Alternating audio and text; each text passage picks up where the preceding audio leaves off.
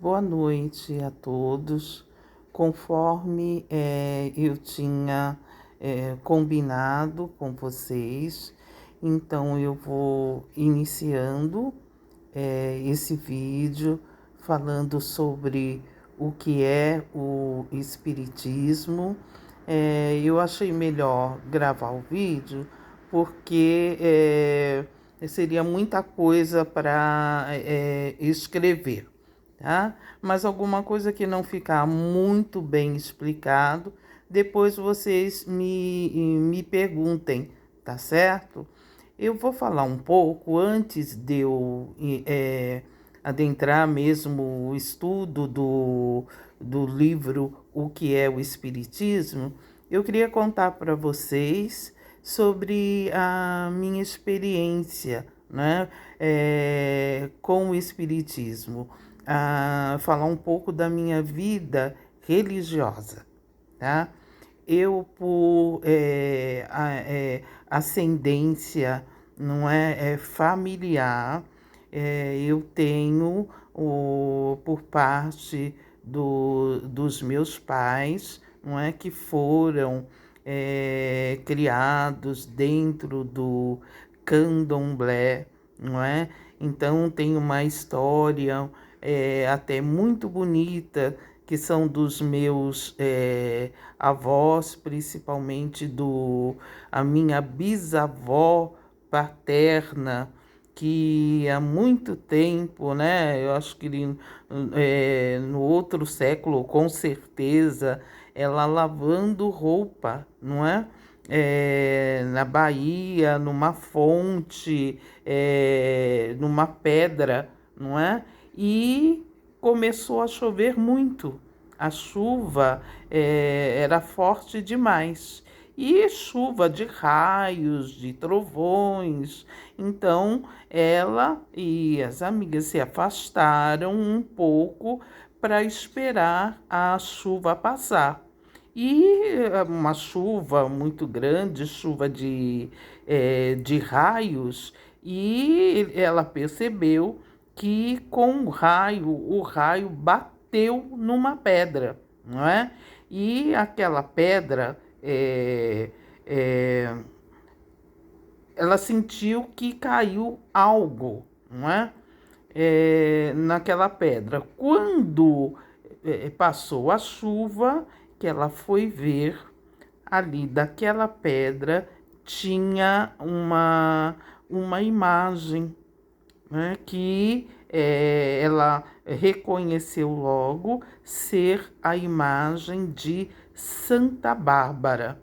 Só que a imagem ela estava sem cabeça, né? Então é uma imagem muito bonita, pequena, não é grande, sabe? Eu sempre ouvi falar dessa história na família, não é? Da existência dessa imagem. Então, os meus avós faziam a festa mesmo, a festa do santo, não é? Do candomblé, no dia de Santa Bárbara. E quando meu avô faleceu, então ele, antes disso, ele já tinha noção que ninguém mais iria seguir os mesmos preceitos que ele, então era para se enrolar, não é, esta imagem numa toalha e passar 7 ondas e lançá-las ao mar. E só que meu avô faleceu, não é? E parece que isso não foi feito à risca. Tanto que essa imagem, até hoje, ela rola por lá na casa de um dos meus tios, enfim, não é? Tias, aliás, não é? E esta imagem já chegou, isso é o que contam, né? Que ela já chegou a ser vendida, mas que a pessoa vende a imagem e quando eles chegam, não é? Os meus tios chegam, a imagem está no mesmo lugar, não é? Eles têm que devolver a imagem porque eu não sei se isso é lenda, eu estou contando aquilo, né? Que me contaram também. Só que hoje em dia, a maioria, não é? Quem tomava conta tal dessa imagem não é nem mais do candomblé. Muitos viraram evangélicos e outros não querem ter mais os mesmos preceitos, não é? Eu nasci no Rio e meus pais, né, tinham esses preceitos, mas como eu vim para São Paulo muito pequena, eu tinha 1 ano e 4 meses, quando eu cheguei aqui, eu fui criada com a minha madrinha, ela era católica, mas com os meus 7 anos de idade, ela entrou para uma igreja evangélica. E nesta igreja evangélica, nós permanecemos até os meus 15 anos de idade. Então, eu tenho um conhecimento, eu costumo dizer que o conhecimento que eu tenho de evangelho, da Bíblia, foi desta época, não é? Então, muita coisa foi dessa época. Eu cheguei a fazer curso de treinamento, né, de liderança cristã, participei de grupos de jovens na Igreja Católica. Depois disso, dessa dissidência, né, por parte da minha madrinha, eu transitei na Igreja Católica durante alguns anos. Mas, quando eu tinha por volta de meus 22 anos, por aí, eu comecei a tomar contato novamente, né, com não com o candomblé, mas com o espiritismo, não é? Através de centros de umbanda e afins. E eu conheci muito vagamente a Federação Espírita. Aliás, a minha primeira experiência, não é? Olha como é engraçado. Eu não gostei muito. Eu fui levada por uma colega na sede da Federação Espírita de São Paulo. E chegando lá, era a sede velha, que era ainda na Rua Santo Amaro. Então estava muito cheio de gente. E eu senti aquilo, eu dei graças a Deus que a amiga com que nós fomos, eu acompanhei até lá, acabou não ficando, porque já tinha passado da hora do passe. E eu dei graças a Deus e saí dali desconjurando aquilo tudo, não gostei, né, à primeira vista, mas mal não saberia eu que eu iria parar ali pelas minhas próprias pernas algum tempo, alguns anos depois. Eu frequentei, cheguei a botar roupa branca, com todos os acessórios, colares, enfim, né, num centro espírita, mas eu não gostava muito disso porque eu via que toda vez que eu ia num lugar desses, não é? E contava dos meus problemas, que alguma coisa não estava dando certo, então sempre me diziam que era porque tinha alguém, né? Ou no meu trabalho, ou algum vizinho, alguma coisa que não gostava de mim, que estava querendo me fazer mal, ou tinha aprontado alguma coisa, não é? E eu aceitava aquilo, mas ao mesmo tempo eu não acreditava muito naquilo, eu não concordava com aquilo. Aí passei por alguns episódios, né? E eu me lembro de uma vez, numa das reuniões, não é? Uma das entidades, eu tinha o cabelo, né, comprido e tal, e eu acabei cortando o meu cabelo, tudo, e quando eu cheguei lá na frente, né, do trabalho, todo mundo, eu toda de branco, a entidade me chamou a atenção que quem foi que mandou eu cortar o meu cabelo, que ela não tinha dado autorização. Eu imaginei o jovem, né? Pavio curto, não é? Eu realmente daquele dia em diante eu não fui mais, né? Não frequentei mais, porque eu dei uma resposta meio atravessada. Hoje em dia eu não faria isso, mas na época, não é? Eu disse para ela que o cabelo era meu, né? Que eu faria o que eu quisesse do meu cabelo. Porque quando ela esteve aqui na Terra, ela também fez do cabelo dela aquilo que ela queria, né? Então a coisa ficou mal parada, né? Eu saí de lá, todo mundo desconjurando aquilo que eu fiz, mas se via que eu realmente não estava bem, né? Não estava concordando com aquilo tudo.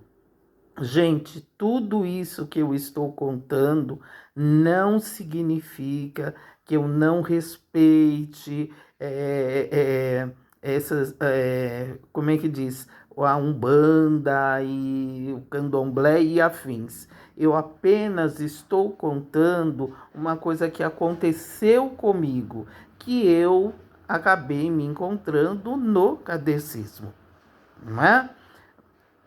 Passado tempos depois, eu comecei a trabalhar numa empresa de engenharia e lá nessa empresa de engenharia eu conheci um desenhista projetista que ele me pediu um romance de uma pessoa, uma garota que morou na minha casa, que pediu um emprestado dele e não devolveu, e que a mulher dele tinha descoberto isso, estava cobrando este livro, não é?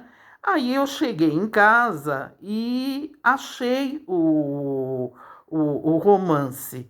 E eu era ávida por leitura. Até hoje eu gosto de ler, mas na época era uma coisa assim demais. O livro é o romance da Ivone A. Pereira, um romance espírita que se chamava Nas Voragens do Pecado. Né? Eu li o livro antes de devolver para ele, eu passei quase que a noite toda lendo o livro.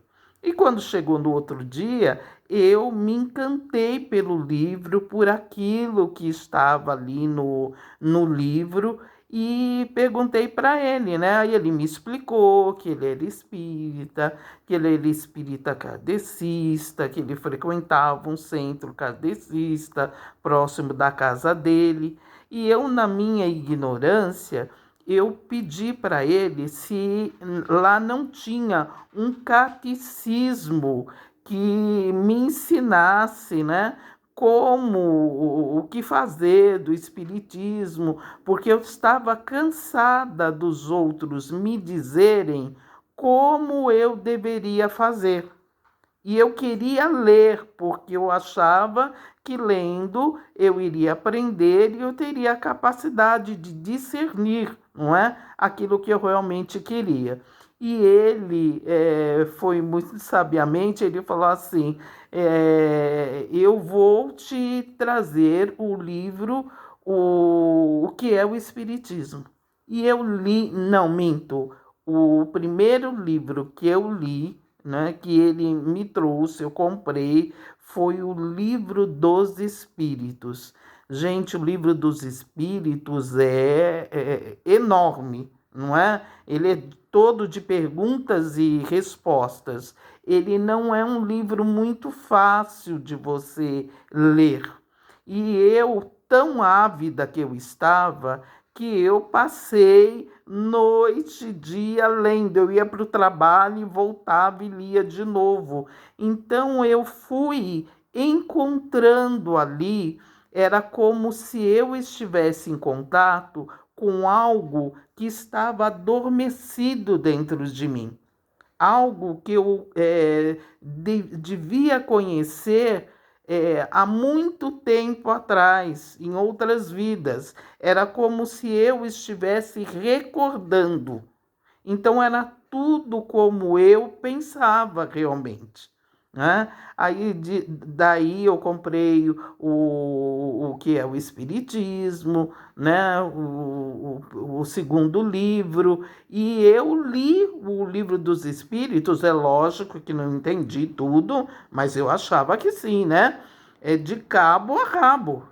Aí o que eu fiz? Eu fui para a Federação Espírita, né? E cheguei lá, eu já queria fazer curso, não é?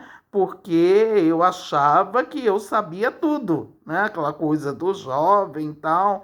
Aí eles, com muita paciência, aí me explicaram que eu tinha que fazer um tratamento, não é? E que depois eles iriam me encaminhar, não é? Sim, para as escolas. Mas eu passei 6 meses, não é, fazendo tratamento, e eu não via a hora de começar realmente a fazer os cursos, não é? E até que eu realmente consegui. O primeiro curso que eu fiz foi o curso de aprendizes do Evangelho, e depois, paralelamente, eu fiz educação mediúnica.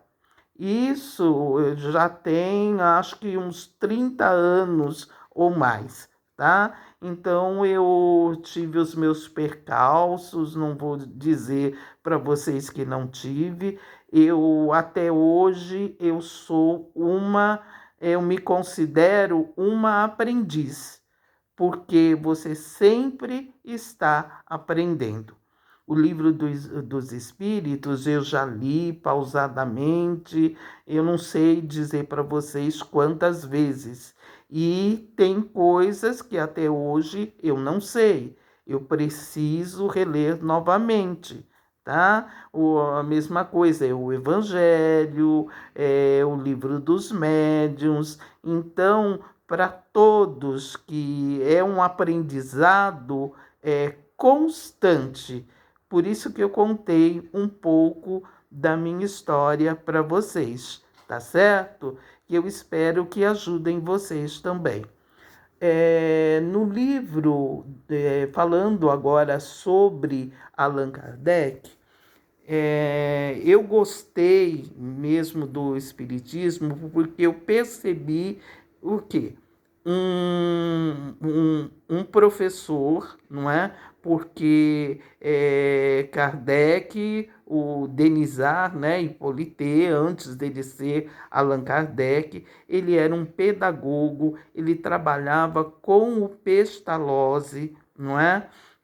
Professor, ele era filho de juízes, de magistrado, então ele teve uma educação apurada. Ele tinha cursos de matemática, ou seja, de aritmética, de química, ele ensinava as pessoas, não é?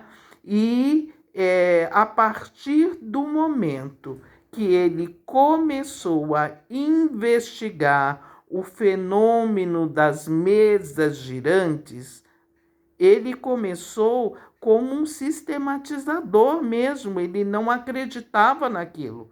No livro vocês vão ver que ele não acreditava que uma mesa, né, uma mesa inanimada, que ela pudesse responder, dar respostas, e ele foi como pesquisador mesmo. Ele foi para ver, ele interrogava, ele virava a mesa praticamente de cabeça para baixo, e ele não aceitava as coisas simplesmente porque elas são. Não é? E ao longo do tempo ele foi pesquisando, fazendo perguntas a diversos médiums, não é?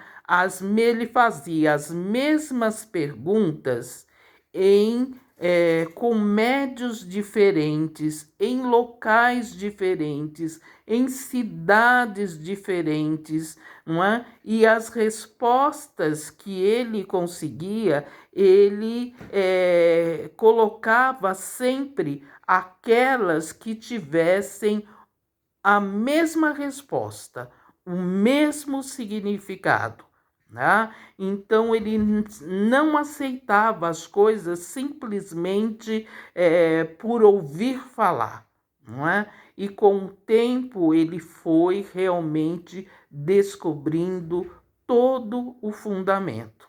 Por que que ele muda o nome dele, né, para Allan Kardec? Porque imagine nos dias de hoje um professor de uma universidade, um doutor, não é? E hoje em dia a gente ainda aceita um pouco mais, mas na época ele simplesmente de uma hora para outra ele dizer que via espíritos, que ele mesmo era um espírito. Imaginem o choque. Ele foi tratado como louco, né? E ele não tinha mais o respeito dos próprios pares dele, porque não entendiam aquilo que ele pesquisou, aquilo que ele sistematizou. Por isso que ele é chamado do codificador do Espiritismo. Tá? E o Allan Kardec, ele, só para introdução, hoje, ele conseguiu fazer a diferenciação do que é o espírito, não é? Aquilo que anima o nosso corpo físico. Eu estou falando com as palavras mais coloquiais possíveis, tá? É aquilo que dá ânima ao nosso corpo físico, tá? E com o decorrer do tempo, vocês vão nos fazendo perguntas, tá? E nós vamos respondendo por aqui as dúvidas de vocês, tá certo? Todos nós que temos esse corpo físico, não é? Nós recebemos ao nascimento, tá? A vida, e esta vida é um corpo físico animado por um espírito, tá? Se nós não tivéssemos este espírito, simplesmente nós não conseguiríamos ter vida. Seria um corpo inanimado que não teria vida durante muito tempo, tá? E qual a diferença nossa, né? Espíritos e nós espíritas. Espírita é todo aquele que acredita no espírito, na vida do espírito, e acredita nele como sendo um espírito. A única diferença que tem entre nós e os outros espíritos é que nós estamos encarnados, nós temos um corpo físico de carne, tá? E os outros espíritos não. Só para vocês terem ideia, a nossa população aqui na Terra, né, atualmente, se não me falha a memória, é de quase 7 bilhões de pessoas, tá? A quantidade de espíritos tá? Que estão desencarnados é de 3 vezes mais a população da Terra, tá? Então, nós passamos mais tempo na erraticidade, não na Terra, né, fora da Terra, do que propriamente no corpo de carne. E a gente acha que nós não vivemos muito aqui. Não, essa nossa vida aqui, ela é temporária, enquanto o nosso corpo de carne viver, tá? E com o tempo vocês vão perceber que não existe só esta casa terrena, o planeta Terra como espíritos, não é? Nós vamos ver que numa parte do Evangelho está escrito: há muitas moradas na casa do meu Pai. Então significa que existem vários outros mundos habitados, tá? Por espíritos e com corpos adequados àquele planeta, tá bom? Nós vamos falar sobre isso também, de acordo com as perguntas de vocês, mais para frente.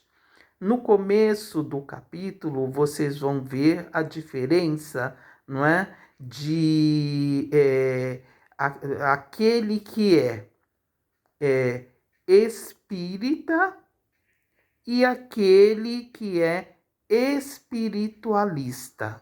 O espírita, ele acredita na presença do espírito, ele acredita nele como sendo um espírito também, que existe alguma coisa além do nosso corpo físico, tá?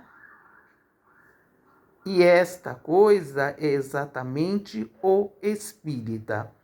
O espiritualista, ele acredita também que existe alguma coisa além da matéria, que é o espírito, mas necessariamente ele não acredita, tá, nele como sendo um espírito, tá? Então é basicamente as diferenças. Vocês vão ler, eu peço a vocês que leiam esta bibliografia que está aí, tá?